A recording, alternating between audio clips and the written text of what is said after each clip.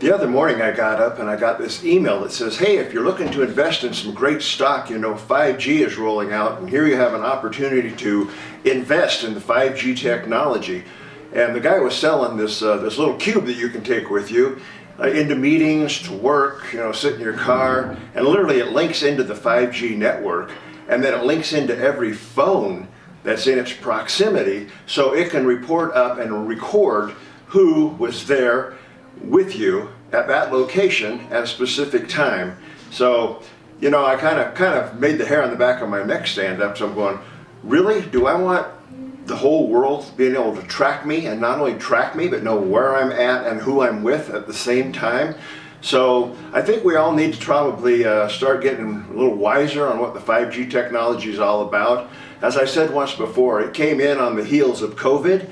People went home, they closed down schools. Now you go back to the schools and guess what? You've got 5G towers that are on almost every school in your community. Just go check it out if you don't believe I'm telling you the truth. And that's what happened. And of course now they're actually starting the rollout of 5G. So 5G is a communication system, high technology system that emits an electromagnetic radiation pulse. Literally it emits radiation, and this radiation is not good for you. It really isn't. And as a matter of fact, it kind of mirrors and can mirror some of the symptoms of COVID. Imagine that. And doctors have not been trained, none of their schooling has been trained on how do you deal with electromagnetic radiation effects on the body. And at the same time, all of our hospitals have adopted this technology, and it's being irradiated in the hospitals, which is adversely affecting patients and confusing symptoms. So 5G is a medical problem, and if you want to learn more about that, there's a book out by Dr. Joseph Mercola called EMF'd.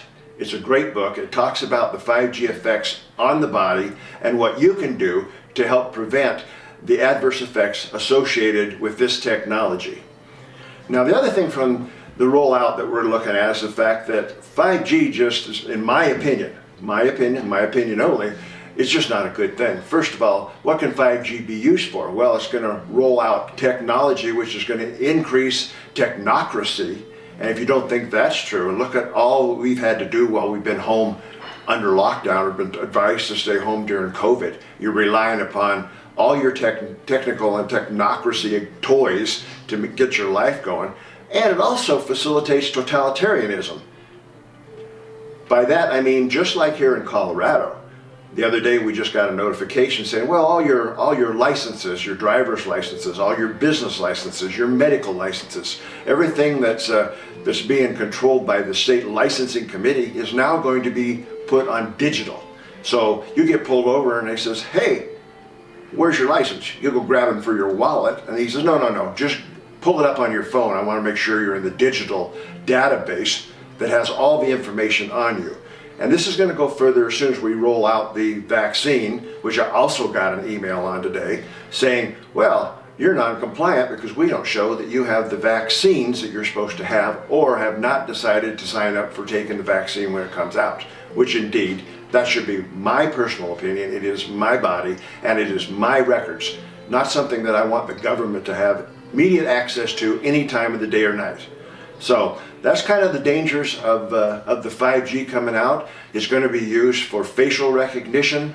It's being used for surveillance. It will track what you do, and it'll track all your data. And there's a huge database being built in Utah, which started years ago while I was still working for the government, which is going to store all this data on the whole population of the United States, and will ultimately click into and tap into the population database of the world. So your privacy, your personal data, and everything pertaining to you is now going to be subject to government scrutiny and control. I think this is a bad idea.